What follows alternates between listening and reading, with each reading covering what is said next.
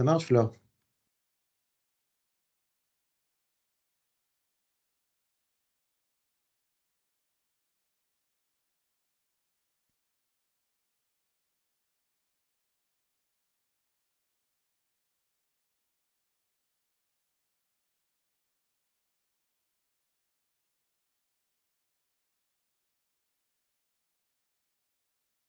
All right, I think we're going to start the meeting.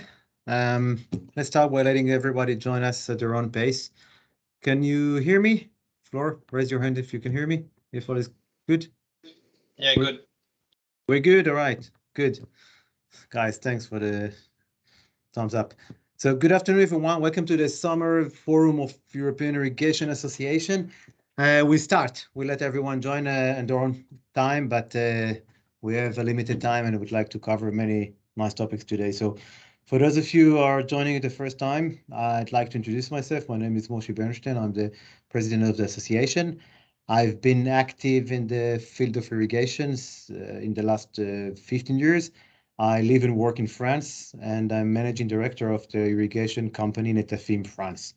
I'm very happy to see many of you joining us and keep on joining while we're talking. It's nice to, and I would like to welcome you all on behalf of the board members and many new faces and names that I see here and visitors. I hope you find it interesting and beneficial for you today. Next slide, please.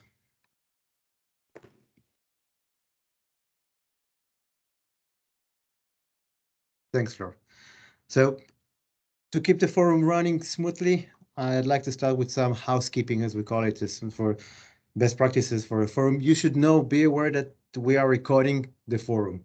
So if you don't want to be seen, just turn off your camera and don't display your name and organization. If you don't mind being seen, please reveal your name and organization so we'll know you and we know who you are. Please mute your microphone while not participating. And of course, as you already know, we really encourage you to participate actively. So don't forget to open your microphone while you do it, or you can just use the chat box for any question, comment, or whatever you would like to share with us. And also they're asking you to keep your cameras on as every time. No pressure here, but it just feels better. And I think that part of what we're trying to do here is to get to know each other in a better way. Next, please. Fleur. For the avoidance of can you move forward, please? Thanks. For the avoidance of misbehavior, few words about the code of conduct and the free competition. We believe that our discussions should be held on a free competition environment. We are strictly adopting a code of conduct for the EIA in every and all interactions, whether the board interactions, the working group, the forums, the events we're doing. Simply saying, we don't talk about commercial matters. We don't talk about pricing. We don't talk about vendors. We don't talk about financial results. We don't share confidential information here. And this way, we get the chance to work in a clean environment and to concentrate on what really matters for us, is together to promote the sustainable irrigation in Europe. Next, please. If we're looking on the agenda today, so on the menu, we will start with a quick review from my side on what's going on in Europe and what's going on in the irrigation sector. We will then welcome 5 new members that just joined the association in the course of a recent month since the last forum.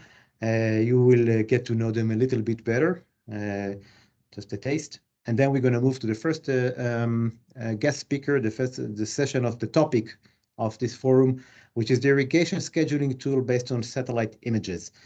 Dr. Michel Lepage from the Institution of Research and Development from the Center of the Study of the Biosphere from Space will take us through a very interesting ongoing research on different approaches of measuring evaporation and transpiration using satellite for irrigation scheduling.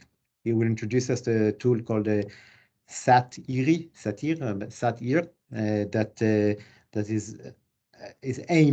it's a web tool that aims to help irrigation decision making. I think that this is it's a fascinating area. The next session will be about innovation and technology. Each time, if you remember, we are inviting one of the members to introduce innovative technology. This time we invited Damien Fumé. Damien is an agronomist and plant modeling scientist from the company called Sat-Irrig. And he will talk about agri-voltaism, and he will talk about it from the point of view of the plant, of the crop behavior. Some of you may know that agrivoltaic market is a very, very active market today in Europe. It's part of the green energy, part of the, I would say, the energetic transformation goals set by the EU Commission. And it's one of the most interesting goals and programs we have today in the EU. I think that it goes hand in hand together with the CAP, with the Common Agricultural Policy. And we will discuss and we will see some examples and how crops go together with agri-voltaic approach. I think that's a very interesting topic. Then we're going to take it. This will take us to the end of the forum. We will have an open discussion. Please, as always, feel free, comment, open your microphone, your camera. We'd love to hear what you think. I think that after all, that's the reason why we're here, why we're sharing the time together in this forum. Next, please. Few observations. We don't need to go through everything, but just we try to summarize basic observations about the current economical status in Europe and what does it mean for us. So maybe let me start just by saying, I cannot avoid the Russian invasion to Ukraine, and I think that the EIA share and continuously share the hope for a coming resolution for the war and to put end for the violence. And this is for the first level. And if we go to the second level, the indirect level, there are many negative impacts on the economy as we see today. I would say that while the pandemic situation was in certain terms improving with favorable financing conditions and with the deployment of recovery and resilient facilities, the war has changed the picture. The war brought disruption in global supply and fueling commodity prices, pressure on prices, and mostly uncertainty. And the EU is the first to get the hit because of the geographical proximity, because of the reliance on the imported fossil fuels, gas, the value chain integration. Today, the outlook in the EU is for lower growth than expected before, of course, a higher inflation, especially this year. We expect to see a GDP. I've checked this a few days ago, 2.7%. These are the current expectations. Next year, it is expected to be 2.3%. This is versus 4% previous projection. And the inflation is expected to be at an all-time high of almost 7% this year, before declining to 3% next year, according to the expectations. Rising input of costs, the cost of mostly energy and fertilizers, change many things in the market, and many things are changing in our market on the sector of irrigation because of the supply chain disruption, because of the customer behavior that we see different behavior today, the appetite or lack of appetite for investments, turbulence, production cost, inflation, stagflation, which we're facing in most of Europe today. All of it heavily is influencing the sector. Next, please. At the same time, we see increasing demand for irrigation. So the growing demand for food, the heat waves in the cities and in the rural areas, the scarcity of fresh water, the climate changes, the rise and the awareness. We all talk about sustainability. All and more impose the necessity for better, efficient, automated, precise irrigation solutions. We continue to see growing interest on green investments, decarbonization, water preservation, meeting water goals, clean water goals, the context of the Europe Green Deal, the For example, we see the European Commission presented the programs such as the Biodiversity 2030, the Farm to Fork, the balanced nutrient management. Maybe the most important one from our side is the climate adaptation strategy of the EU. I can say that water plays a crucial role on climate change. The Commission wants to accelerate the actions, and it will continue to incorporate water management considerations in all relevant policies, all the fields. And we see it locally in many countries. I come from France, I see it in France. My colleagues see it in other countries in Europe. The policy support is strengthened all over Europe. Governments and local governments and regions appear more committed to increasing the awareness of efficient irrigation. We see the changes, we see the movement in the market towards better irrigation. The market needs good irrigation solutions. Next, please. And what does it mean for us? It's not only for the EIA, I put the EIA role, but it's all the sector. We want to take the right decision, the right actions today. We believe that we can significantly contribute our knowledge, our know-how, our expertise to build a climate resilient tomorrow. That's why we're here. We want to show on a Europe scale, but not only, that water saving is possible thanks to the improvements on the overall efficiency of irrigation. We have new technologies, we have new infrastructures, application systems, planning tools, and so on and so forth. Together with efficient practices, we can introduce better solutions today. What we try to do in the association is to be active in the areas where we believe we can make an impact.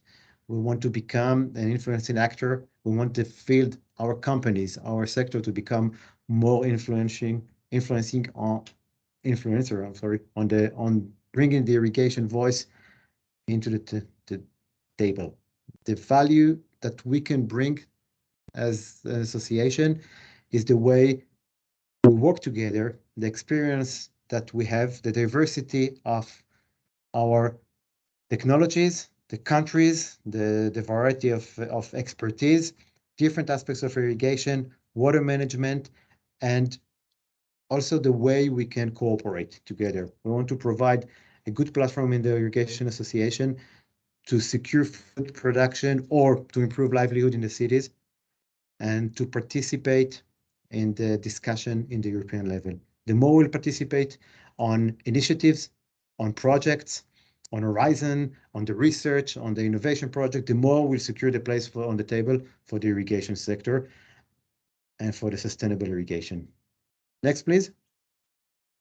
Now, a few words about how we want to do it and how we're doing it.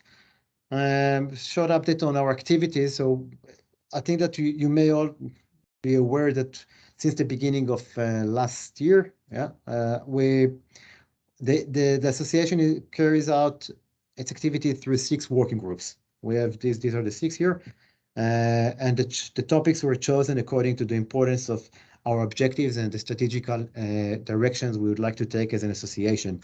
Each working group is headed by one of the board members with participation of volunteering members of the associations that are donating their time and their expertise for the benefit of all of us. Next, please.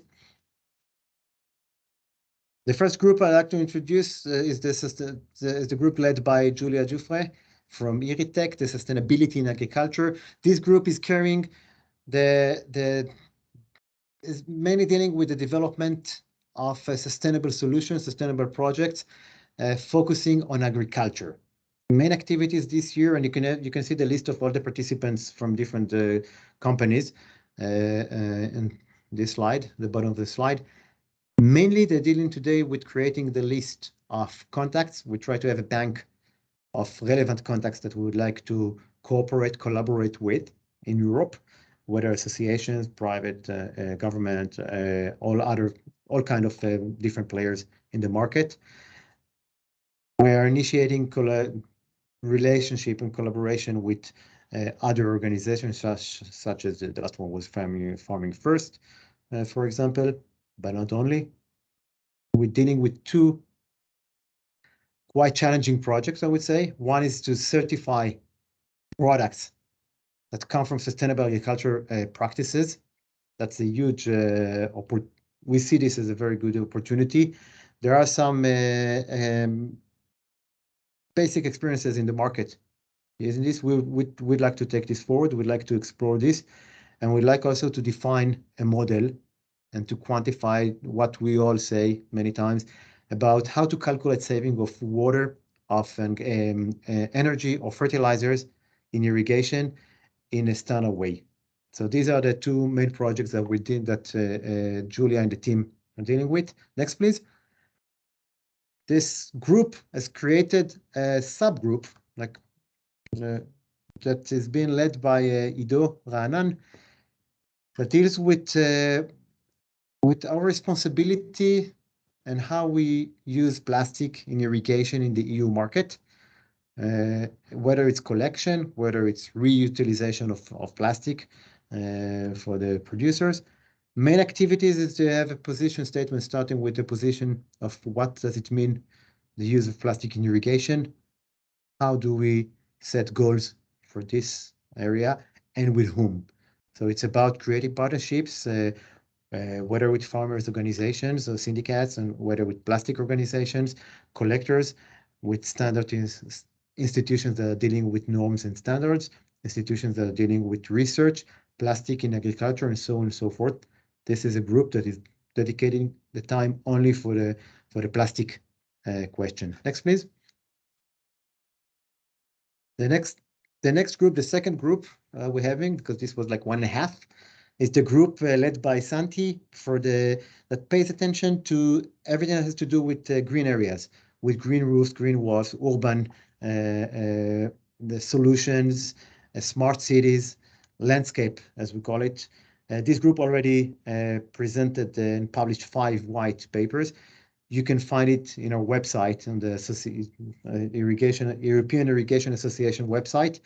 And these white papers deal with questions about green spaces, about improving the efficiency of irrigation in green spaces, water management, and so on and so forth, mainly for urban solutions. Next, please.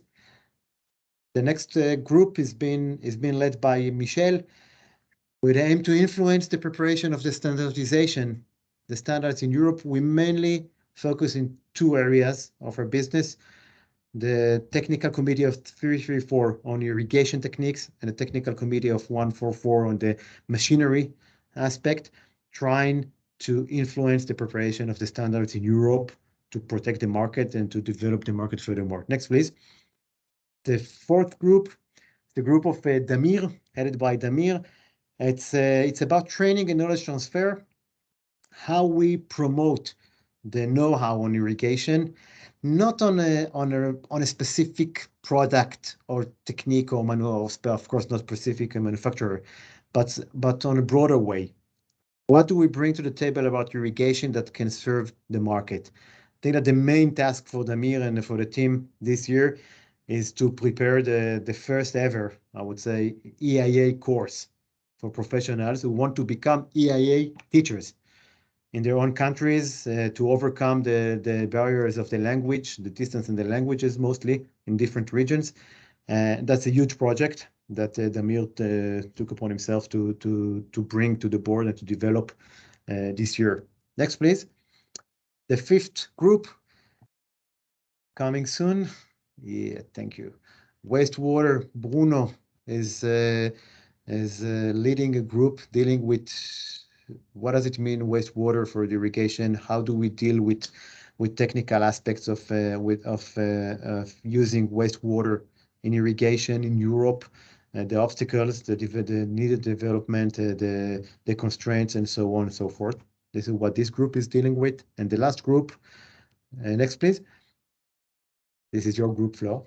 So the last group is about communication. How do we pass to different stakeholders the knowledge, the know-how, the technical knowledge, the innovation, the content, How do we build this the communication in a proper way to promote? What does it mean, irrigation? What's the value? How do we save water? We do this with developing the different web tools, web-based tools, different our visibility on social media, like in the LinkedIn and the Facebook. The new website was launched at the beginning of the year with increasing traffic every day, actually. We see very nice results, at least in terms of traffic. So there is some interest going on there. This group is also doing is responsible for an editorial committee, which for the publications that we take take responsibility of for. I'm sorry, and we're measuring every article we would like to publish. We have this committee that is taking care to make sure that of making sure that the articles are professionally designed. It's not marketing, pure marketing articles, but articles that are being audited by this committee, and of course the organization of events. So I think that I would stop here. I think it's a good time for me to thank the working group leaders, and all the people that contribute their own time and to the benefit of all of us in the irrigation business. So thank you very much for all of you who are engaged in the work of the different working groups. You are more than welcome to join groups. If you're a member of the EIA and you find it interesting, one of the groups, you can contribute your knowledge, your experience, and you have some passion about it, please join us. That's the key. That's the key influencer for us. If we join forces, we do it much better together. So I leave it to you now, Flor, to continue. And thank you. Okay, thank you, Moshe. I am Fleur. I am the communication officer of EIA, and now I will introduce the new members who recently joined the association, as we used to do it during all our forums. We now have 72 members in our association. On these 72 members, 23 are actives. This means that they are participating in one or some of our working groups.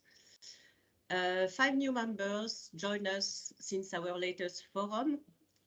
I am going to call them one by one, and they could introduce their company. So the first one is Clearwater Asia. Thierry Clairaut could not attend to the forum, so he asked me to say a few words about his company. Clearwater is a distributor in Southeast Asia and China. The Clearwater network is born more than 10 years ago in October 2009, and with the first office in Bangkok and in China. Recently, they opened offices in Vietnam, Philippines, and Singapore. And Clearwater is offering a range of products linked to water, livestock, or irrigation. And the main brand they distribute is Dosatron, an injector manufacturer. So the next company is Sat-Irrig. So I will ask Damien Fumet to introduce Sat-Irrig, if he's here. Yeah. Hi, everybody. So Sat-Irrig is a French company with the mission to develop solutions and systems for adapting agriculture to climate change. We are developing technology about dynamic agri-voltaics. So I explain after in my presentation how it works. And Sat-Irrig, now we are 34 people in France, and we are pioneer and leader in dynamic agrivoltaics. So I just stop here now, and I explain to you more in my second presentation. Okay, thank you, Damien. So the next new member is Hydraliance, and I will ask Luc Armand, the general manager of Hydraliance, to So to speak us about Hydraliant, explain us what is this company? You're on mute, Luke. Yeah. Luke, we cannot hear you. You're on mute. Everyone is. Please raise your hand, so I will just raise your hand.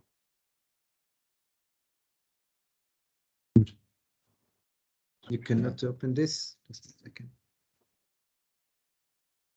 He's mute.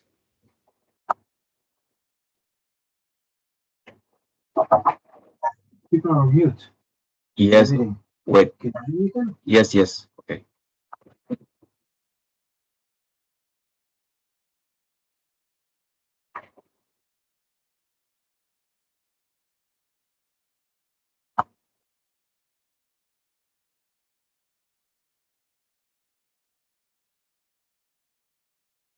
Jean-Maurice, can you unmute everyone?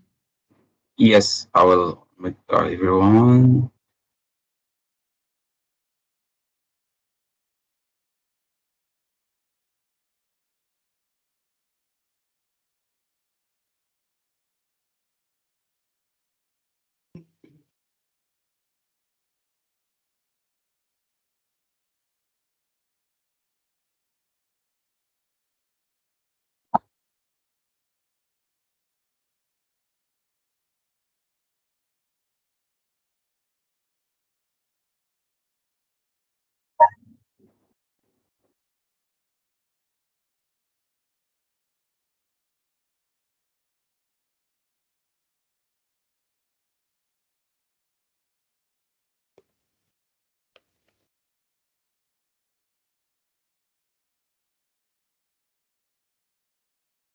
Okay.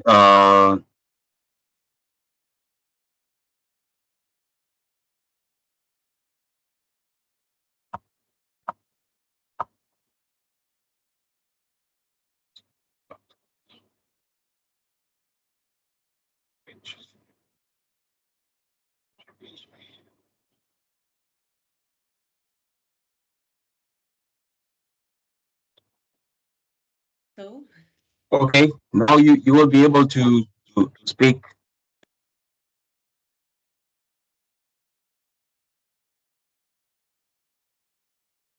Can you open the mic, Luke, or it doesn't work? doesn't work. The organizer is Jean-Maurice. Jean-Maurice, did you manage to? But I cannot see him from the in the meeting. So what is your here? Well, I can see him. I can see him too. If you can see him, Fleur, you can enable. I mean, her microphone. His microphone. Sorry. I can open his microphone. Yes, just do right click on his microphone and enable it. I think it is open now. Luc, can you try to speak? No? Okay, so maybe I can introduce Hydraliant, say a few words about the company. I don't know. No. No? So, Maurice, Look, he needs to enable the microphone from inside as well. Okay, what can we can maybe move to the next new member and come back to Luc Armand when the problem will be solved. What do you think?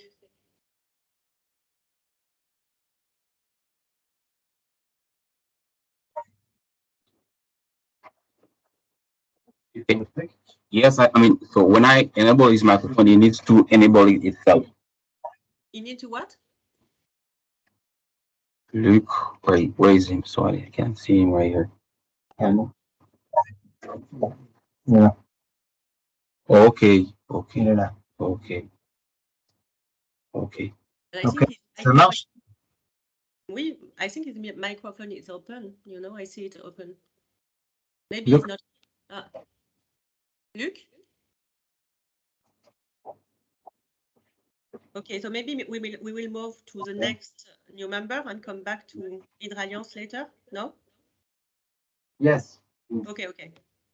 So He needs to enable it on his computer. So now he can speak. Your mic. Can you hear me? oh, Yes. Okay. Yes, we can hear you now. Yeah, yeah.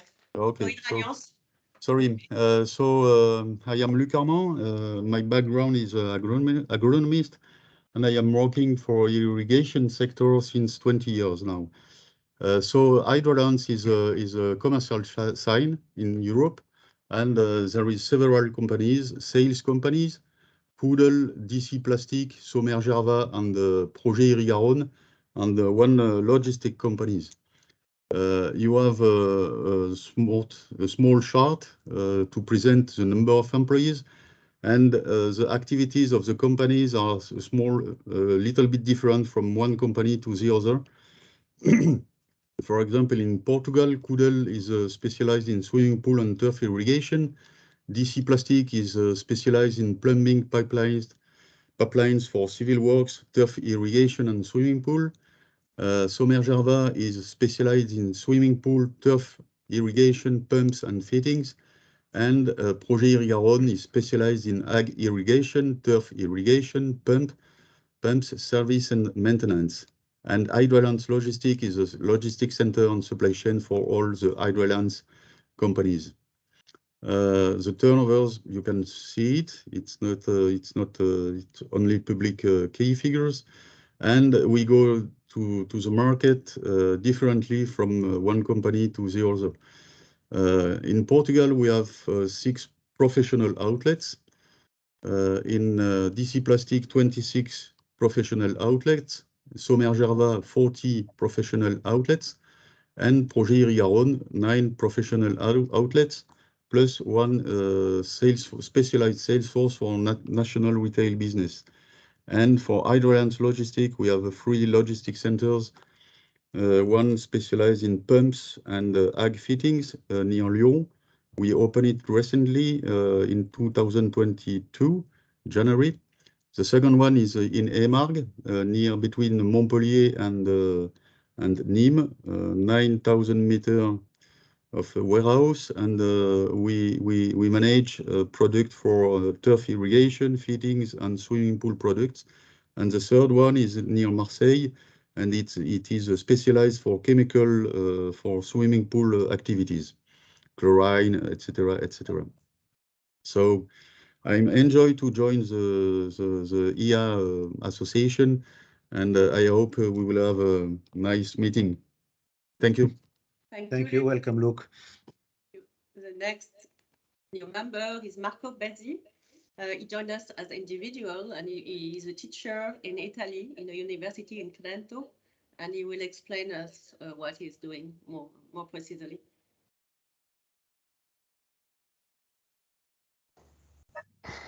Yeah, thank you, Flor. Thank you also for the microphone. It's a great pleasure to be here. I participated 15 years ago at my first course in the European Irrigation Association. It's a pleasure to be a member now. So this is a personal application to EIA.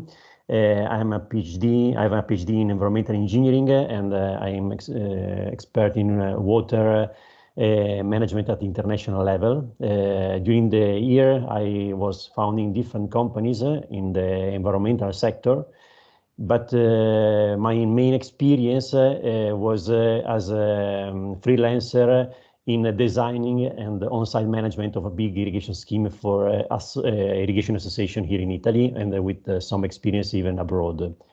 So if you go to the next slide, please. So today I am contract professor in water resource management at the international level at the University of Trento, North Italy. And I'm also a member, program manager of the UNESCO Chair in Engineering for Human and Sustainable Development. Through these experiences, I was dealing in the last year in many projects, even project for international cooperation. Today I'm business development manager of X-Farm. X-Farm is a FMIS, is a farm management information system dealing with digitalization in agriculture. And my role is to promote the irrigation, and we have some special feature dedicated for precision irrigation for farmers and the big corporates. So it's a pleasure to be here, and I really would like to participate in the Sustainability Agriculture Group. Thank you. Thank you, Marco. Thank you, Marco. Welcome. Okay, and now I'm going to call Vincent Trottet, and he joined us as an individual, and he will introduce himself. Vincent. Yes, hello everybody. I hope you hear me properly. So my name is Vincent Trottet. I work in irrigation business for 11, almost 12 years now. I worked at Rainbird for 10 years and at France Arrosage for 2 years now. I love the irrigation, so I think it's important to become a member of the association, and I hope I will have the opportunity to participate in 1 or 2 work groups. But for the moment, I have other responsibilities in the municipalities, in the municipality where I live. So for the moment, I have not a lot of time to participate to the work group. I will see in the future. Okay. Thank you. Thank you, Bienvenue, Vincent. Vincent. Merci. Oh, this is a slide with the logo of our members. Okay, so if you attend to this forum and you are not member, maybe you could join us. I invite you to join us as member. You can contact me or Moshi for more information about our association, our activities. You can also connect on our website, and you can also register as member directly online if you want. It's very easy. And okay, so we will move now to our invited speaker presentation, Dr. Michel Lepage from IRD and CESBio in Marrakech, Morocco. And he will present us a tool. I will stop sharing my screen and he will share his screen. Okay, hello everybody. I can't share. I'm not allowed to share my screen. Okay. We'll ask Jean-Maurice can help us. Handle this for a second.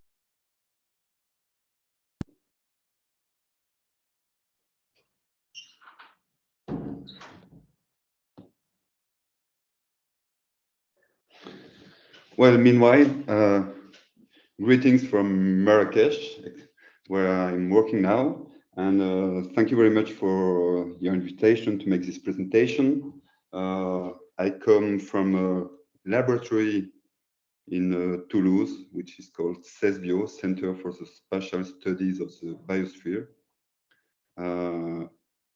Yes, now I can share. And what we are about 140 people working around the Mediterranean area, also in India and Vietnam. What we do in the lab is half of the people, I would say, work on the design of new satellite missions, mainly for environmental studies and agriculture. We have now 2 missions flying. One is SMOS, Soil Motion and Ocean Salinity, and the other one is called Venus, which is a satellite mission with a repetition of 1 day at 4-meter resolution. And we are working on 2 other missions, one which is called Twishna, which is an Indian-French cooperation for thermal sensor, and another SAR mission, which means radar mission, which is programmed for in about 4 to 5 years. The other part of the laboratory is working on the use of the satellite data for agriculture, for evapotranspiration, for irrigation, carbon fluxes, and so on. So now I will try to share my presentation.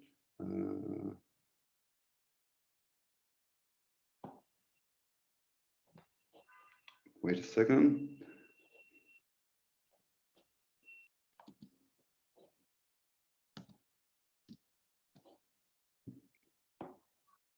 Yeah, that's it. So my presentation today is about remote sensing and irrigation scheduling. This is a thing I work on with several colleagues in CESBio. Can you see the presentation now? Yes. Yes, we can. Okay, perfectly. Just a few words about. Oh, something is missing. So, just a few words about irrigation scheduling. You probably everybody knows about it. The continuum soil, plant, atmosphere is very complex, and irrigation is only one part of this complex continuum. But the idea here is to limit the loss from evaporation of the soil and the loss from infiltration into deep soil. So the idea is to deliver irrigation at the right time and amount along the season. So to do this, one of the most important flux is the evapotranspiration flux, which is a combination of transpiration and evaporation. It's very hard to measure this flux, so it's good to know it to make better water. Okay, so we have two kind of models to estimate evapotranspiration. One is a well-known water budget, but in the water budget we have several unknowns or uncertainty on the parameters, especially on precipitation and obviously irrigation at the level of the plot. And one other technique is to use the energy balance. Energy balance is the energy that we receive, which is net radiation, equals latent head flux plus the G and H fluxes. So we have these two techniques, and these two techniques are used in measurements at the plot level, for example, with the dosimeter, or on the other side, for example, with the ADV covariance technique. In this case, remote sensing is not able to measure directly evapotranspiration fluxes, but it gives interesting observation which can be combined in land-surface models to estimate evapotranspiration. And it also can be combined with in-situ data, obviously.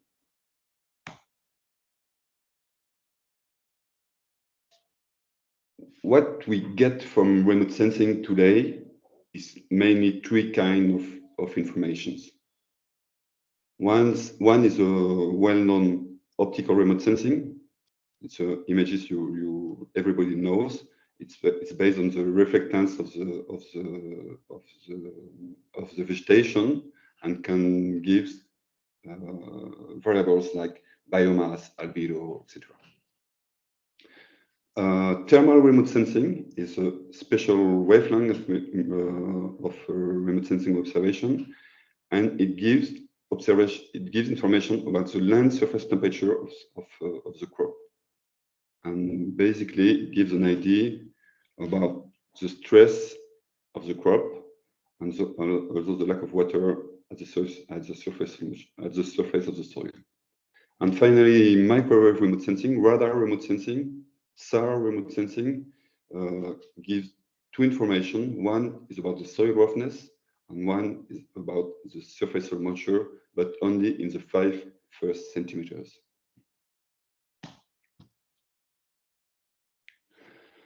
So now, as today, regarding operational high-resolution spatial observation, when I talk high spatial resolution, I talk about 10 to 30 meters resolution of the pixel. We have several satellites flying in operational mode. Some of them come from the European Space Agency mission, which is called Copernicus. And in Copernicus, we have 2 satellites in high resolution, which are Sentinel-2 A and B. two satellites for one mission for optical remote sensing. Sentinel-1 radar mission, which had two satellites too, but one was lost about 6 months ago, and we are expecting the second one, the replacement. And we have also the American satellites, which are well known for more than 50 years now, the Landsat mission. For the Landsat mission, we have two satellites since the months of October, November, because now we have Landsat 9, before we have Landsat 8. And so with Landsat, today we have 8-day revisit time. And with the Copernicus European mission, we have a 5-day, more or less, revisit time. The other missions are either too low resolution for looking at the plot, or either don't have enough revisit time to monitor the crop. So basically, that's the idea as of today. So we have to deal with this situation to try to create a tool for irrigation scheduling. So I will present this solution, which takes into account those limitations of the satellite as of today. So we developed this application. We began about 20 years ago working on irrigation and evapotranspiration, making several experiments and developing the first application. About 2012, we think we have enough operational satellite to work on a demonstrator for irrigation scheduling. So we developed the first application, and then we make it work around 2015, about 5 to 7 years ago, and it's been working from this time until 3 months ago when I had a problem with the application. The application was transferred to a small society in Toulouse, which is called Terranis. They have made their own design, and they're working with Euralis, Jean-Vert, and also European Space Agency project. And we're now working with Centre Royal de Télédétection Spatiale, the Royal Center for Spatial Remote Sensing in Morocco, where the idea is to converge with the thermal approach. So the idea is to make the 556 method work. Just to recall about it, in the 556 method, it separates all the physics of evapotranspiration in the reference evapotranspiration. So this is only computed with meteorological variables. And on the other side, the crop coefficient factor, which is mainly based on the crop, is obtained through remote sensing. So it's quite a simple approach. So the idea for making the relation with remote sensing is that depending on the crop, we have a different relation between a well-known indicator, which is called NDVI, and those crop coefficients. So each time we receive an image, we can compute the status of the crop coefficient. For those who don't know about NDVI, I just put 2 simple slides here. NDVI is based on the reflectance in near-infrared in red, which is more or less the same as red and green, and but the difference is much higher with near-infrared. So that when vegetation is really green, this indicator is really high. And on the contrary, whereas when we have bare soils, the indicator is really low. Okay. So at the end, the idea is to combine this data coming from satellite to obtain to make the dual crop approach work. The dual crop approach combines separates the KC in 2 coefficients, the basal coefficients and the fraction cover for how much of the vegetation is covering the soil, and then a water budget is computed, a simple water budget with 2 compartments. And that's it. So the difficulty here is to make it work at a daily time step. So to make it work at a daily time step for 1 year, what we do is we fill the year with the climatology of reference evapotranspiration and an optimal KCB and fraction cover for different crops we have in the library of the tool. Then at each day, we retrieve weather and precipitation and irrigation if possible. And then we update the weather forecast for the next 5 days. And then if we have a new image coming either from Sentinel-2 or from Landsat, we can interpolate in between this image and the previous image. And if you don't have an image, we extrapolate until today. And then after all, we have everything to compute the water budget with actual and future data. So to compute future irrigation depending of the decision method. On the client side, we wanted to make it simple, so the farmer draw its plot on the interface and make a very simple parameterization, only giving the date of sowing, the type of soil, the type of crop, and the type of irrigation. After that, the farmer can refine all of this, but at the beginning it works as simple as it. And then for 1 year, the model will be running each day and computing all the output of the model and the recommendation of irrigation. I gave you here the URL for this application, but it has been closed for 3 months now. I hope it will come back in a few months. So now I will talk about an experiment of irrigation scheduling we did in Morocco in 2013. So about 10 years ago, we were on flood irrigation for wheat crop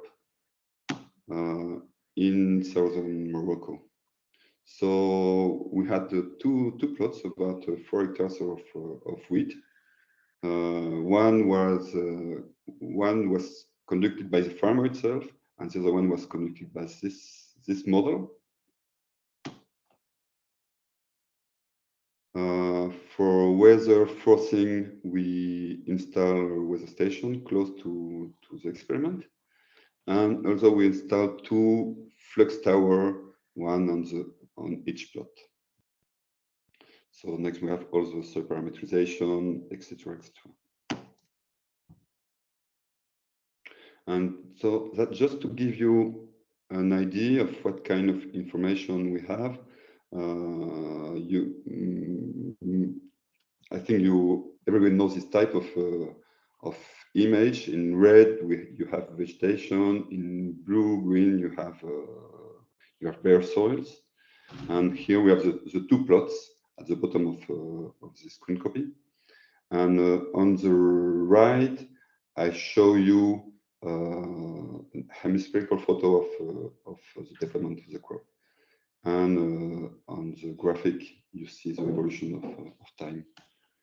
And so what we see here is that we can see the development of the 2 plots. The 2 plots are developing quite differently. Yep. And so you can see that you can have quite a good information on each of the plot at a good resolution.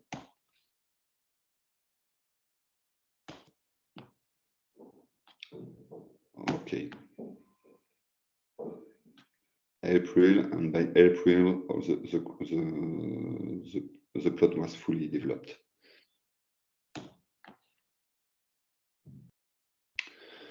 And so we did this with an experimental, satellite experiment. It was the end of the Spot 4 satellite. So my colleague of CESBio had the idea to lower the orbit of the satellite for 1 year before the end of the mission, so that before time we will have something which would look like the future Sentinel-2 mission, which began in 2016. So by 2013, we already had what was like Sentinel-2, and we could do this experiment. And what we can see here on the evapotranspiration estimates is that we have, and we can compare it with the observation in orange color, is that we have pretty good results on the estimation of evapotranspiration without further calibration, doing it in real time or almost real time. And at the bottom, you can see the rich irrigation scheduling comparing the farmer and what we did. We did something wrong at the beginning of the experiment. We have a soil, a very clay soil, and without rain or irrigation, it gets hard, and the crop can't get out of the soil. So we didn't know that, and we didn't program that. So we have to improve our tool for that. But after all, we have at the end less total water given to the plot than the farmer. 9 irrigation against 11. We have the same yields on grain, but less straw. So for us, the experiment went almost right, and fine, but it could be better. And that's what we're working on now. In the first plot, I'm showing you the result of energy budget model in blue, the TSET model, compared to our Sat-Irrig model in black, and compared in red to actual measurement on maize. This was last year with drip irrigation. You can see that we are missing irrigation in the middle of the season because we wanted to induce a stress of the crop, and it worked quite well.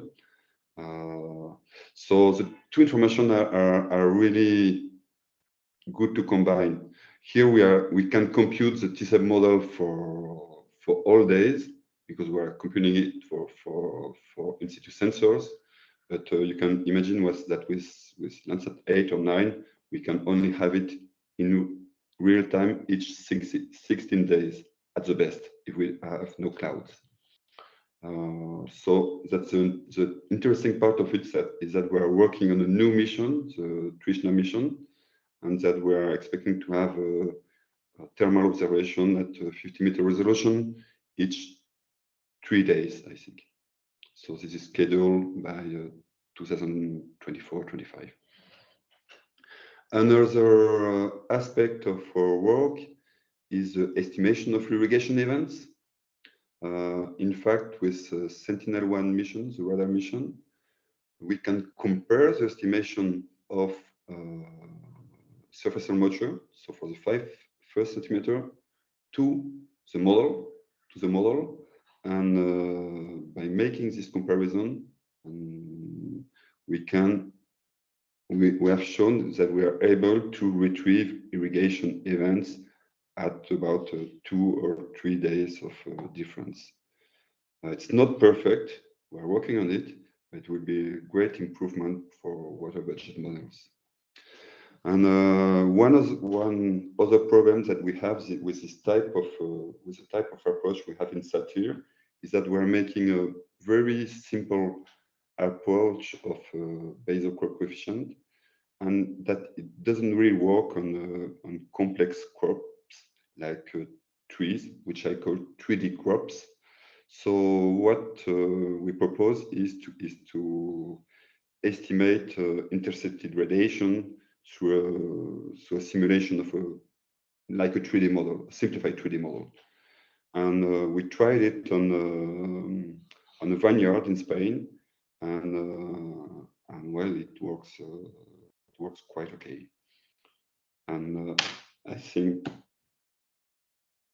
that's it for me. Thank you for your attention. I miss the end of attention, and that's it for me. Thank you very much. Thank you. Thank you. Thank you, Dr. Lepage. I think Paul Van Breda has a question. I see his hand. Can you ask your question, Paul? I think his microphone is muted. Okay, so while we're waiting for Paul, maybe we go through. I see Sophie asked 2 questions here, and I've got a question from Honestly as well. So, Dr. Lepage, if you can answer, if you can refer to the question coming from Sophie, how many farmers are using the tool, and how do you forecast next days to anticipate coming irrigations during the season? Well, the application has been open for quite a while now, and we have about I don't know exactly, but about 1,000 people tried the application. I don't know if they are using it, but what we are doing is in Morocco is work directly with farmers, introduce the application, and make the exchange and of why they are doing this type, the scheduling of irrigation, and compare it with what we provide them, and try to see if better scheduling can make some economy of water in the region. Okay. Can you refer to which crops are being tested? Like in the which are the crops that you're working with in the experience you're gaining? Yep. It works pretty well with expensive crop, maize, wheat, and so on. We have been trying it on beer juice. So it's okay to be a bit more difficult. We have been trying to work on 3 crops in Morocco, on citrus and olive trees, but it's really super complex to work on this kind of crop. So for me, it's in the state, it works pretty well on expensive crops, and I won't recommend it for other type of crop. Even though you tested it on vineyards, yeah. And vineyards too. Okay. We're getting there. Okay, I see that Bruno, would you like to ask a question? Or do you want me to read it? Or if I am allowed. Yeah, thank you for this presentation, Michel, and it is nice to see that there are possibilities to use these satellite images not only when you have big companies or big structures, but also for maybe extension services. This is one of my questions. Do you work directly with farmers, or do you work through extension services with group of farmers? I would like to work with the farmers association because it's a bit more challenging, but not so much because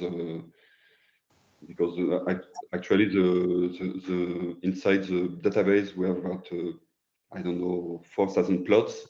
So I'm working on and it's working in Spain, France, Morocco, Tunisia.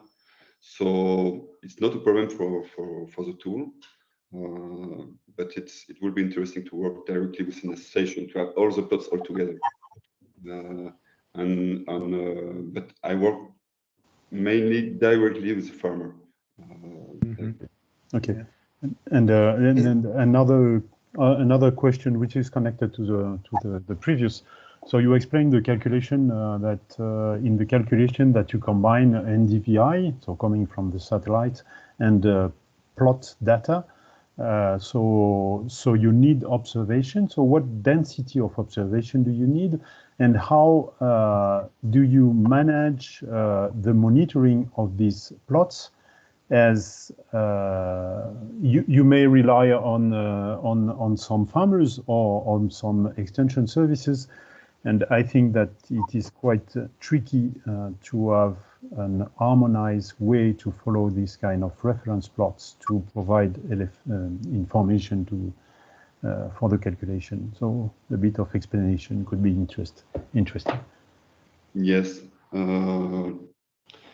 When we do a scientific experiment, we deploy eddy chlorine station. But those are very expensive and super technical to use. So this is our preferred tool for evapotranspiration measurement. But when we work with farmers, we only put soil moisture sensors at different depths and on 1 or 2 points. We cannot do much more than that when working with farmers, and so that's how we check if it's working at all. And now for the inputs, where it's weather data. So at the beginning we were working only with the network of WMO, but because it was a demonstrator. But now we have improved this the input of weather data, so we can connect any kind of connected weather station. And for irrigation, and at the beginning, I thought that the farmer really knew how much water he was putting on his plot, and that was quite a mistake for me. And so now we are also working with Voltman accounters for drip irrigation, connected to 3G. So that works much better than asking the farmers how much he's putting. What else? And that's all. All the data, I forgot to say, all the data is now free for all. Everybody can use it, access to the server of the different special agencies. Also very important, about 10 years ago, there was a lot of work to use any kind of satellite image. And now it's on the desk for everybody with all the correction, all the atmospherical correction, radiometrical correction, geometrical correction. You don't have to bother about this, so it's much more easier to work with it now. All right.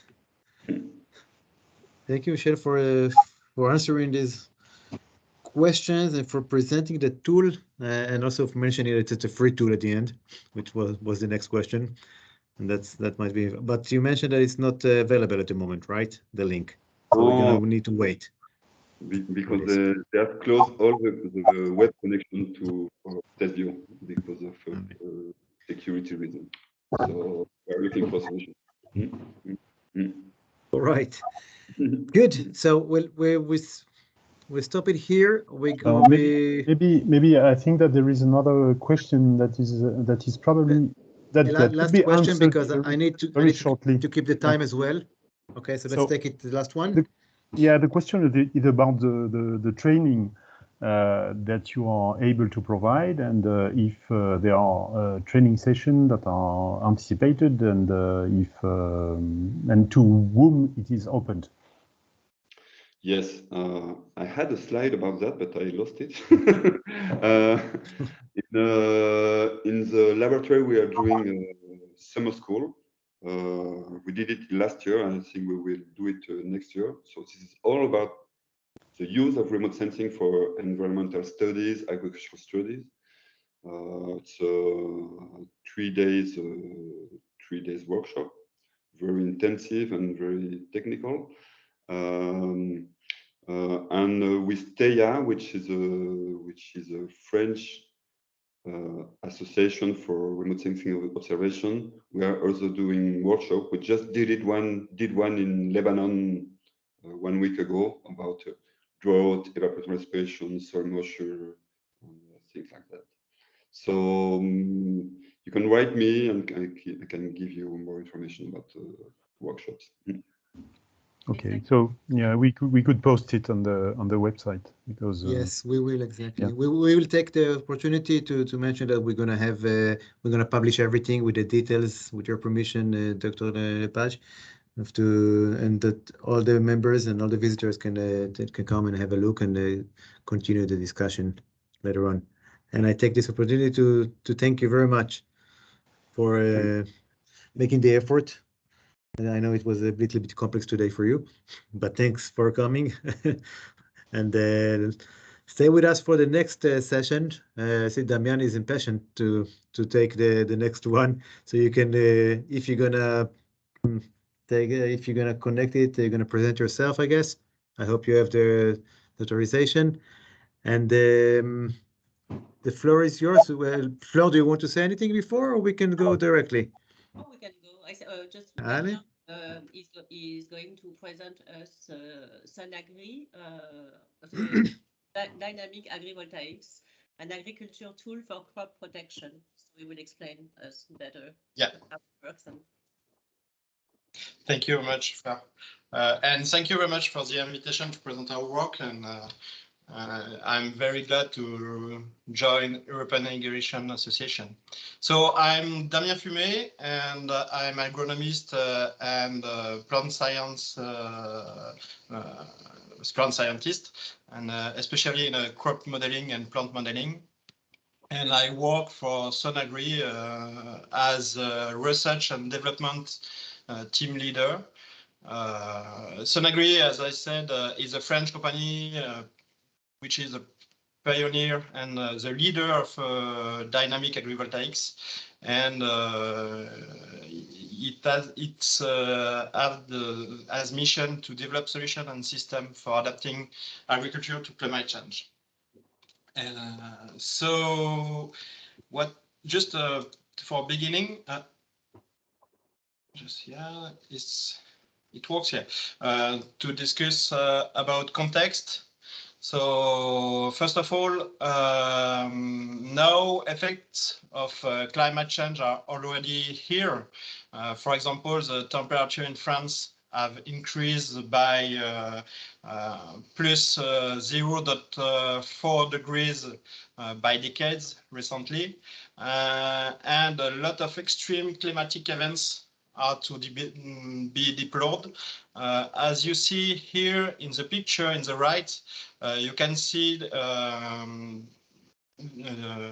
canopy burn about the heat wave, the extreme heat wave that occurs in the 27 June 2019 in Rodillan near Nîmes in south of France, and it's the first time we saw that in an experiment where we were following. As you see here, leaves are completely burned, and we have lost most of 50% of the grapes. And in in certain part of the same area near Nîmes, some growers are lost 100% of the yield. So now we can face on very extreme event, and the cost of drought damages on agriculture in Europe is now estimated to 9 billion euros, and it will increase with climate change. So climate change in France is and currently in Europe is, for example, plus 2 degrees by 2050, and an average of 10 to 25% decrease of rainfall. So in the most likely IPCC scenarios. So it's a big problem, and for that we developed since a lot of year a solution of climatic protection,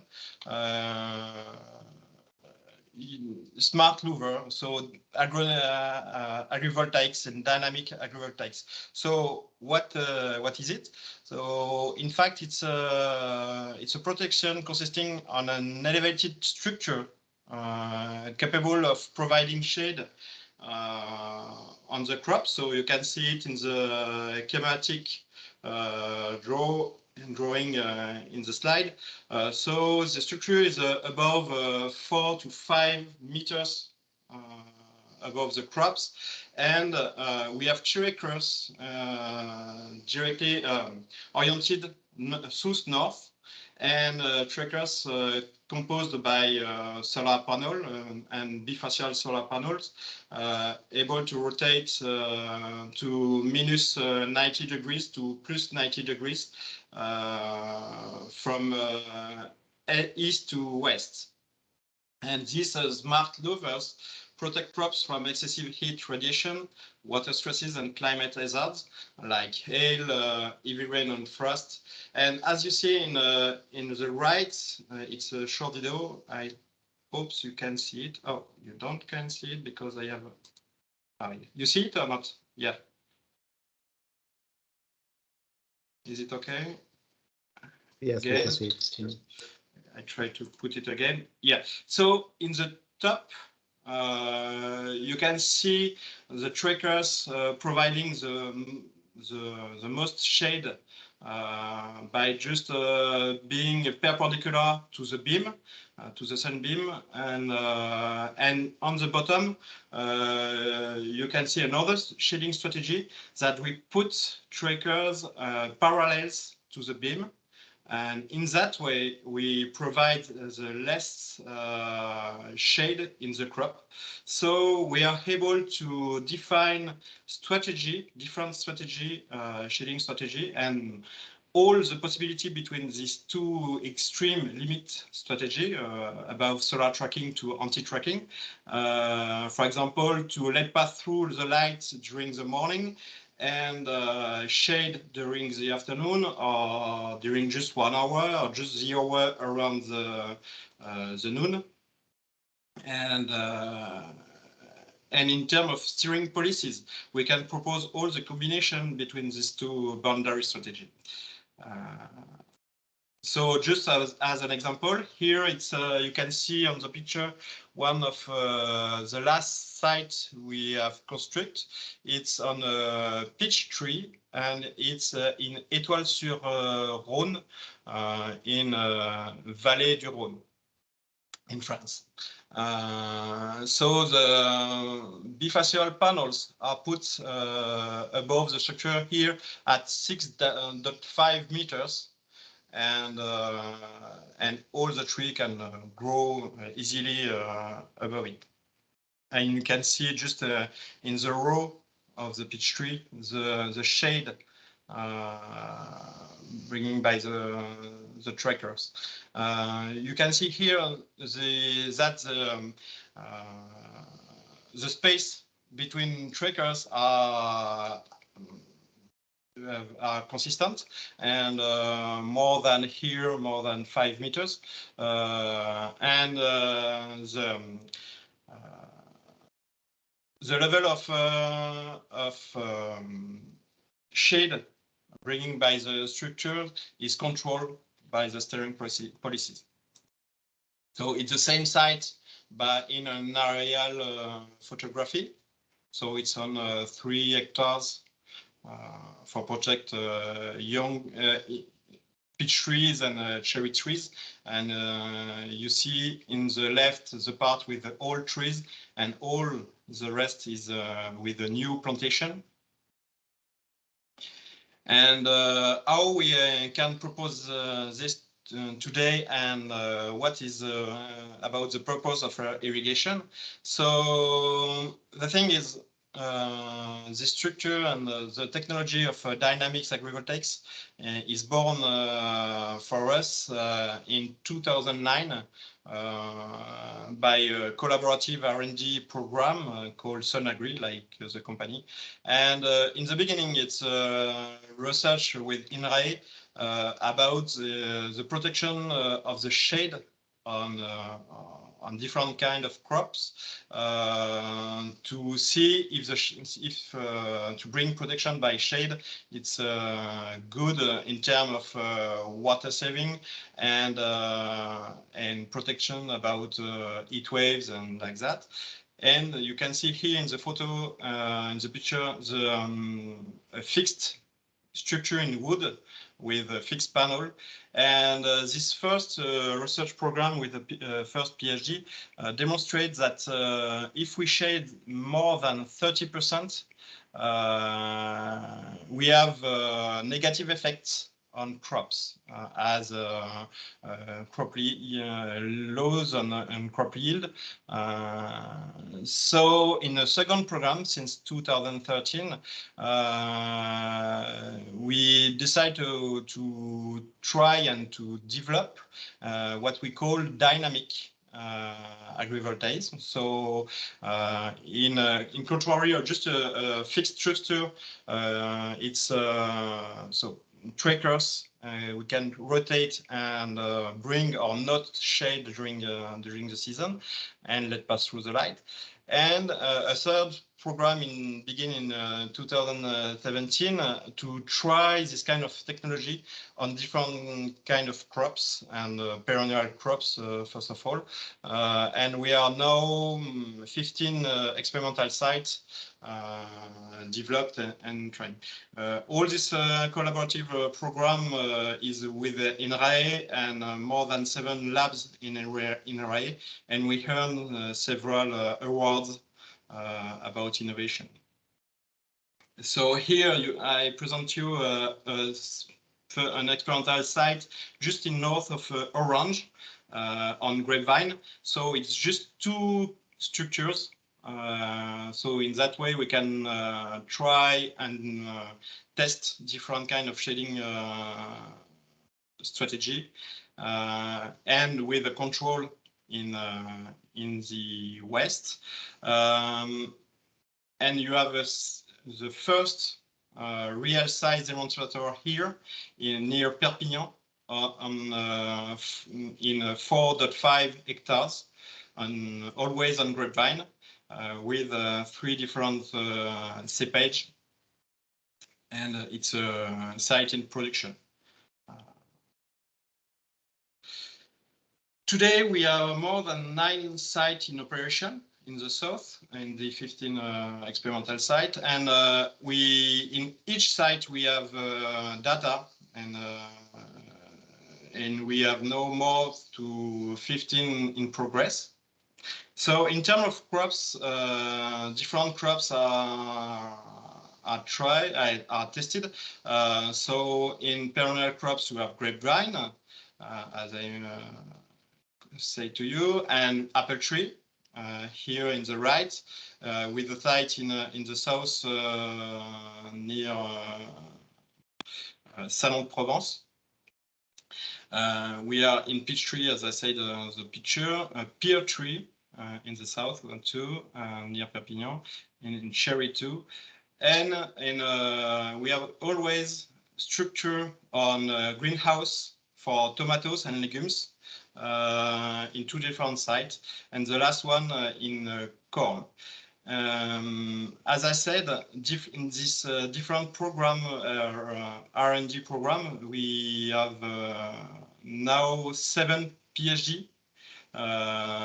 Above 4 theses are now defended, and each site each PhD is on a specific crop.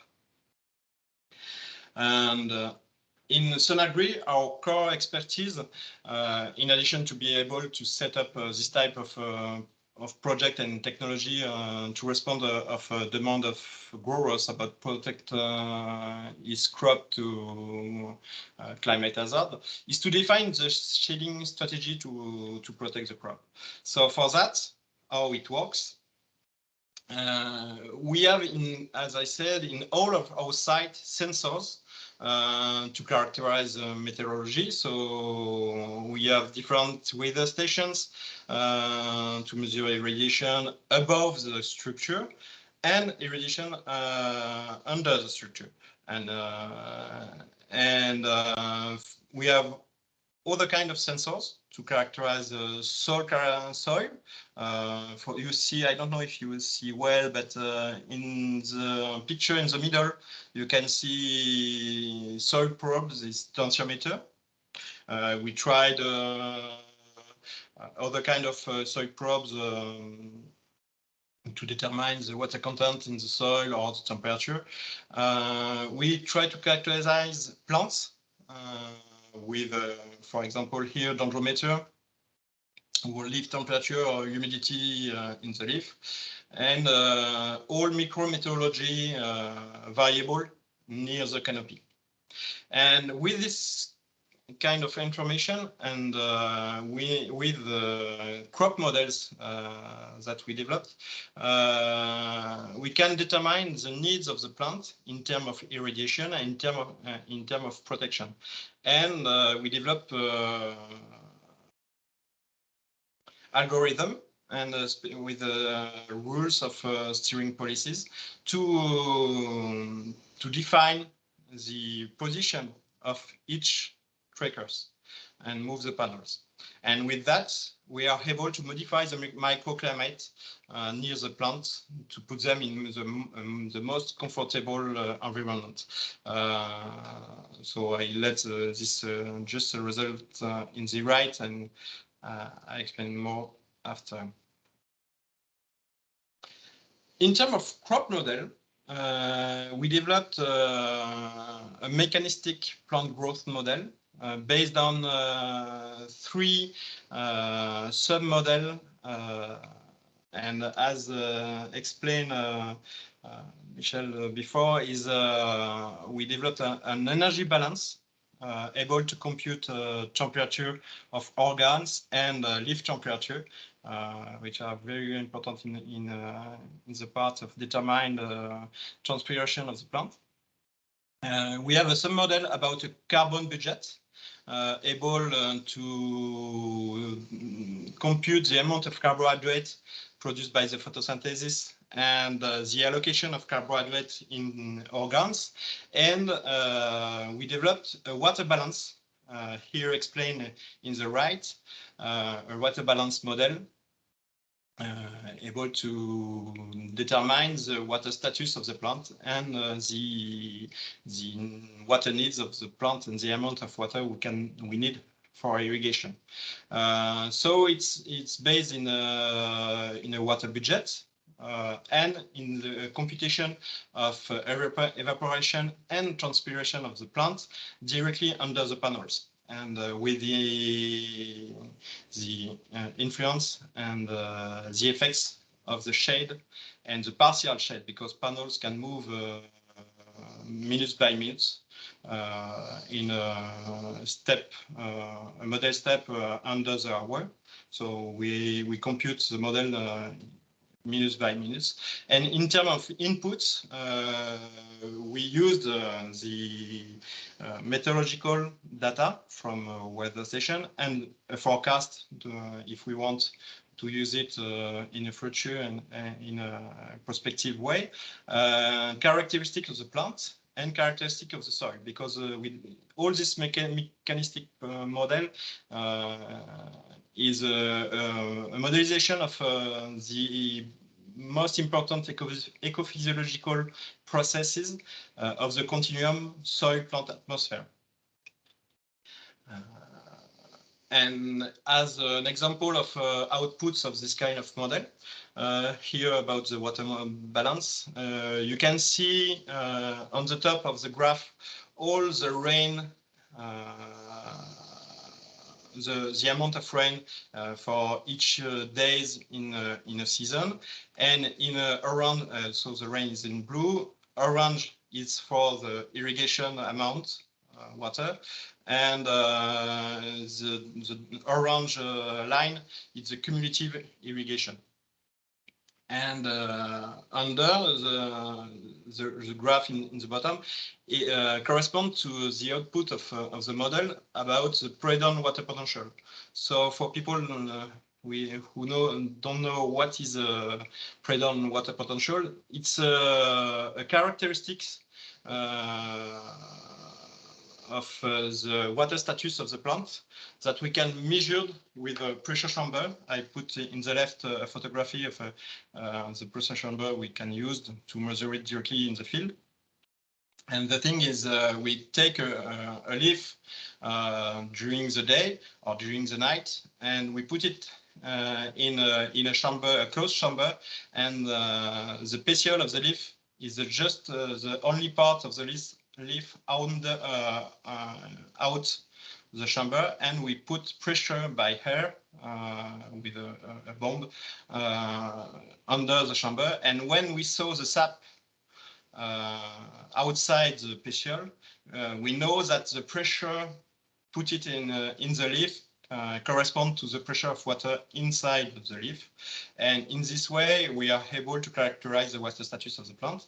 And if you measure this, this variable during the night, when the plant logically don't transpire, you are able to determine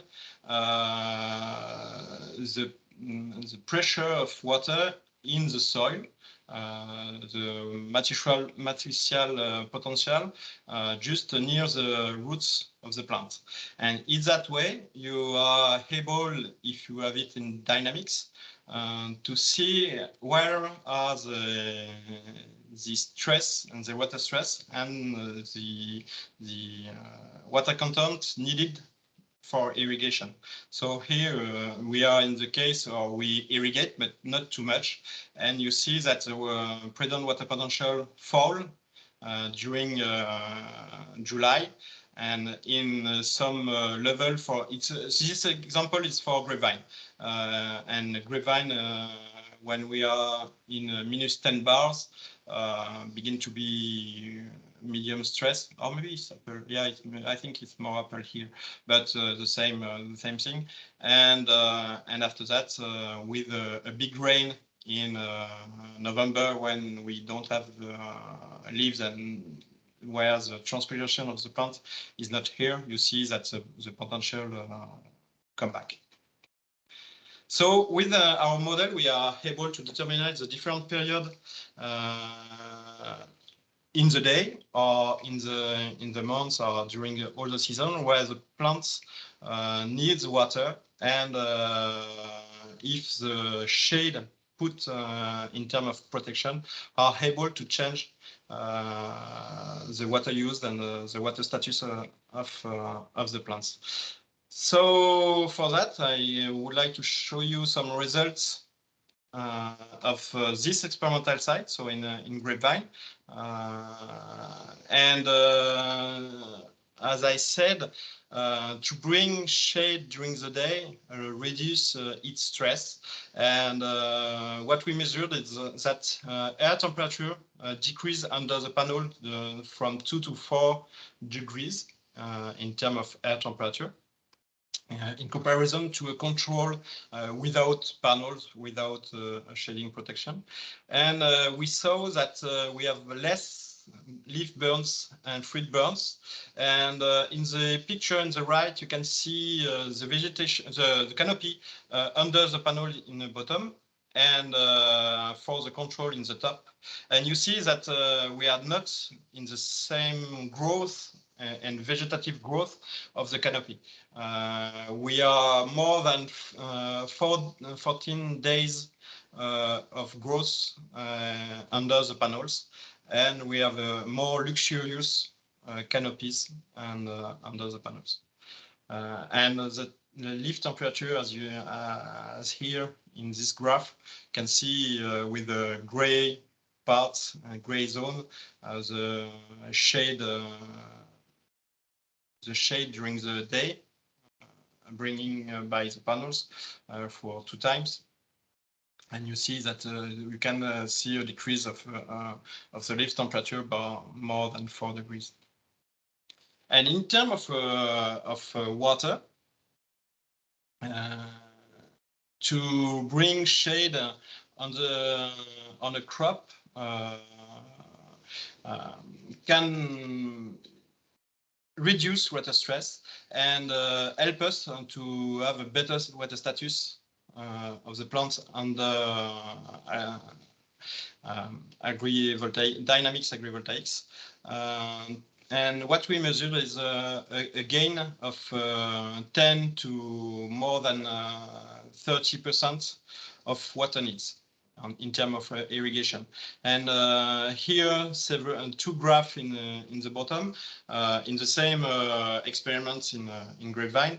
You can see 2 years. So 2019, it's a years where with not a lot of rain, and you can see the leaf water potential during the day more high for the control, more less in a minute, so less than the water potential under the panels. So it demonstrates that plants under the panels are more comfortable in terms of water status. In 2020 is not so easy, but it's the same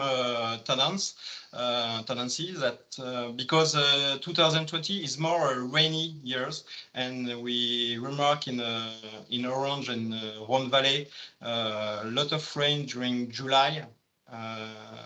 So that explains that we have not the same difference between the year, but we have 2 different millésime here.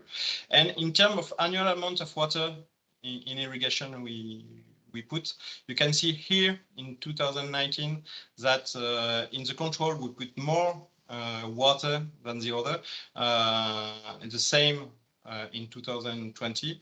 And for the most shade strategy, the blue one, the difference are more than 30%. And that's it. Thank you very much. And don't hesitate if you have a question. Thank you very much, Amian. So we do have, let me maybe start, if you don't see the conversation, with the interesting question we got from Michel. So do you think that it can replace the anti-grêle, the hail nets? Yeah, exactly. I don't see you the photo, but it's the same here. In this, we test hail nets because as we have a heavy structure here, we are able to put hail nets. And as you see here in the right for apple tree, we have hail nets on apple tree here. And we developed automatic hail nets because the problem with nets is when we put nets on a crop with this kind of system, nets take an amount of irrigation which is not null. So it's around generally between 15 to 30% of irrigation. So sometimes with the panels and with the trackers, it's bring too much shade. So that's why we developed automatic net protection. Okay, and another question: how do you clean it? So in France, generally we don't need to clean because the rainfall and the power of rain is sufficient to clean and to wash the panels. And the panels are at 6 meters above the soil. So, for example, for the all agricultural practices about pulverization, but it's not pulverization, but where maybe some trash Spraying. Yeah, right. It's not it don't be very difficult for the panel for that. So we don't have a need to wash it, but in other country, more dust country, more it's maybe a problem. So now some experiments are made and some technology begin to be thinking to develop washing methods about drone, about other kind of things for that. But in France, what we measure is we don't need it. Thank you. And do you know, Damien, what is the status in other countries besides France? Because we got a lot of experience here in France, in neighboring countries. What can you say about your experience? Countries, there is in Italy and Spain, some project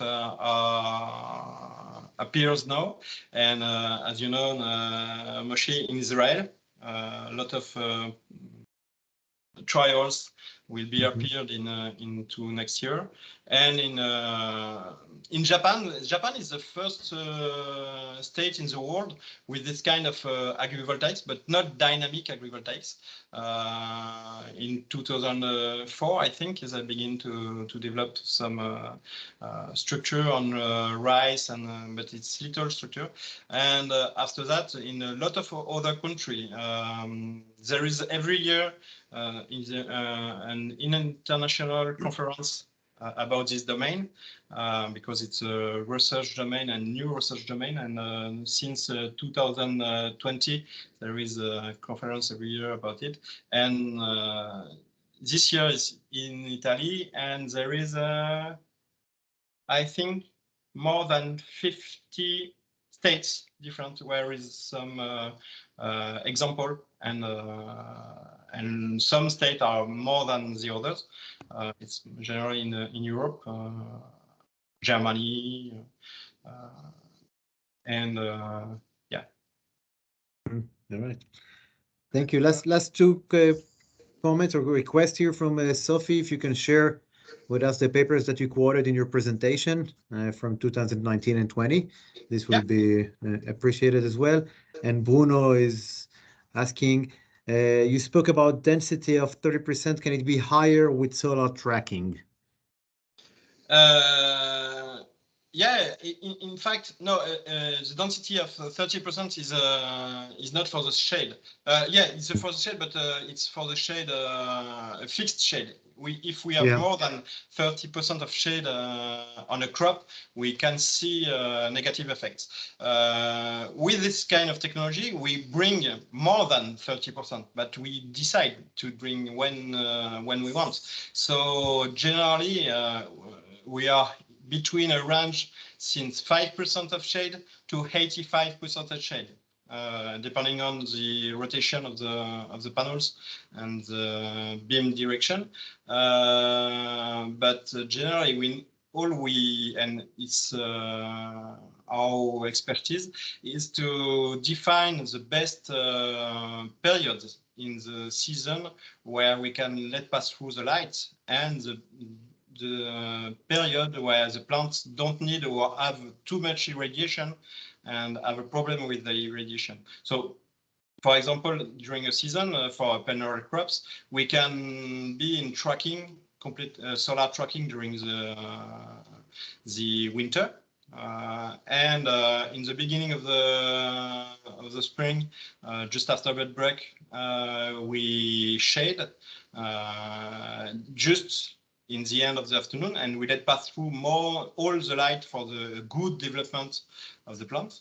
And during the summer, when it's too hot and when we need to protect the plant from the irradiation, we shade again, maybe more. And but I don't have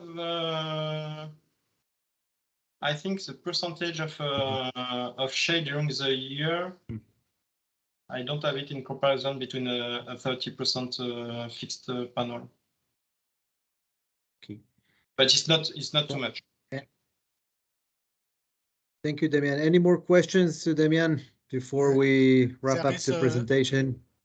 There is a standards for the resistance against air. Against air? La grêle. Against hail. Yeah, there is standard. I think panels are very, very resistant. But with the last hail episode in France, I saw in the net that some, it's not for this kind of technology, but in some in soil structure, there is some damage in the glass in a certain station. But from hail here, we put tracker in protection generally. So tracker, I put it in 70 degrees, and it's we have the hail net under to protect the crop. Yeah. Thank you. Well, maybe few words just to wrap up this on the name of the association. First of all, I thank you for the presentation. I'm really happy to talk about. First of all, bravo for not doing the whole presentation without mentioning the kilowatt and electricity and anything else on the side, because that's a key point here, and in how we merge the two technologies. If we talk about irrigation and we talk about solar panel, sorry, it's about what is the value that we can create with these two solutions. So the more you investigate into the water saving, references on water saving, to take the irrigation technology that we have today to the next level, using the agronomical part of shadowing crops under shadow, and more and more research around this topic will help us also as irrigation sector to build the value proposition around solar panels, because solar panels, they have many aspects, and there are many arguments about how Europe will do the solar panel. You know better than me for sure on this one, but not everyone likes to see solar panels, and I think that's a great opportunity for the market of the irrigation and the market of the renewable energy and electricity generation from renewable resources, to try and to find a good solution, good proposition to come to the market and to the decision makers and say, okay, guys, like if we really combine the best-in-class irrigation systems together with great shadowing solutions, and on the way we can also marginally make some additional revenue from kilowatts, this will work. Maybe this is a good opportunity. So all countries, not only in France, of course, there are many companies working on this. So thank you very much. It's really interesting. Thank you to hear. Thank you. And I think that I'll take this. I open the mic for everyone. If you would like to comment and to add any final words or any questions or anything you would like to say on a general topic, and while I let you a minute to think about it, I'd like to thank first of all the participants of this forum today, the leaders of the working group, the guys that we're working on, and the ladies we're working with on the working group on a constant basis. Thank you, Michel Lepage, and thank you, Damien, for your very interesting presentations to different topics. We will share the presentation, Fleur, right, later on in our website, or we're going to send the email to the participants later on. Thank you, special thank you for you, Fleur, for preparing the event, and for Jean-Maurice, who saved us at the right moment with a technical advice. So now the microphone is open. I have nothing more to say. I just let you, if anyone would like to add any comment, you're more than welcome. Yes, just a question. I will have surely various colleagues from Tunisia and Morocco, maybe wishing to inscribe to the session. Is it possible? Yeah, but for sure. Yeah. Cool. This is the session, the association, and this, of course, the sessions are open. We don't check the point of origin. Everyone who is interested in irrigation and the peripheral part of irrigation is invited, as long as it's in English. That's the only constraint here. And yeah, for sure, we are calling also the members. Some members in their association which are non-European residents. And that's the beauty of it. We try to mix many many experiences, as many as we can, not only from the little continent here. And Michel, you send me the email address of your contacts, and I will send them the invitation for the next forum. Okay? Perfect. No, I will give you that. With pleasure. Another question or remark?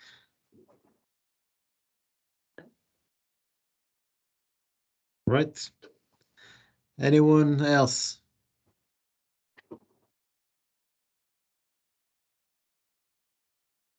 Usually I say it's Friday afternoon, so no one has the energy to take it anymore. But now it's not Friday, unfortunately. No, yeah, if you would. So thanks, Damien, for the answer to my question about the use of field crops. I am just frightened by the number of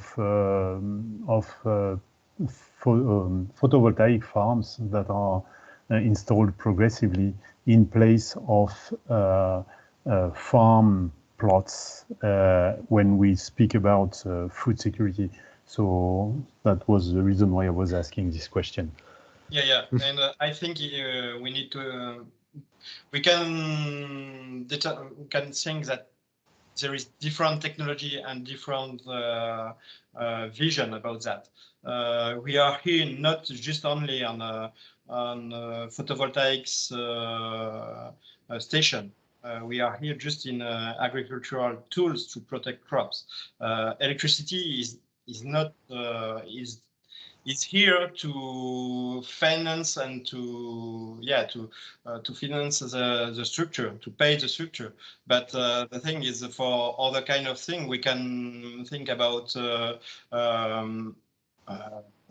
automatic shading nets and other kind of structure to have the same effect. So the thing is, now there is several vision in this production, and energy production is maybe easier in agricultural land, but I think that we need to protect agricultural land for sustainable production and not to produce energy. We can put energy in synergy, but not in competition. Yeah. Thank you. Do we have anyone outside France that can have any comment? Because we in France we know a lot. I think about also the arguments about the renewable sources, the installation of solar panels everywhere. There are many pros and cons, and the discussion is is on the table today on how to do it and how to mix it, and then each one takes his own taste visually. What does he feel about it? That's fine. Do we have anyone from other country that can comment on this one, or can share with us any experience we have in other countries? Because the majority here is in France. I know in Morocco, do we have it?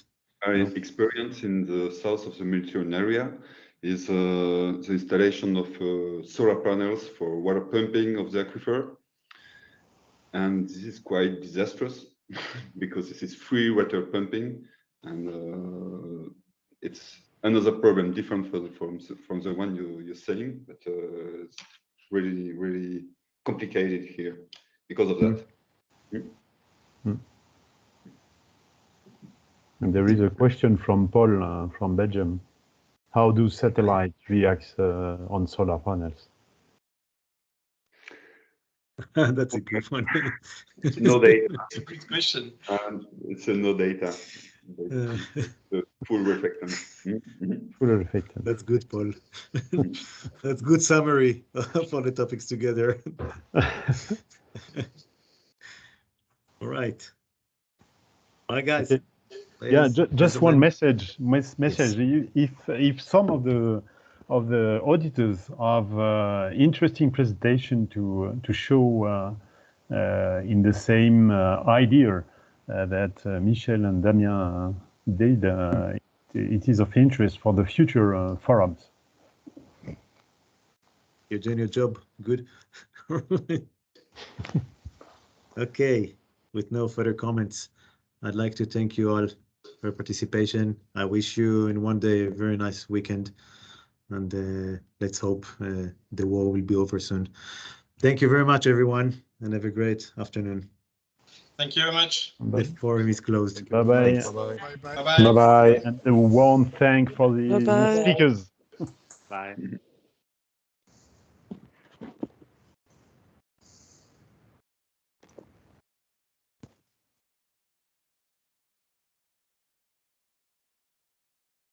Thank you.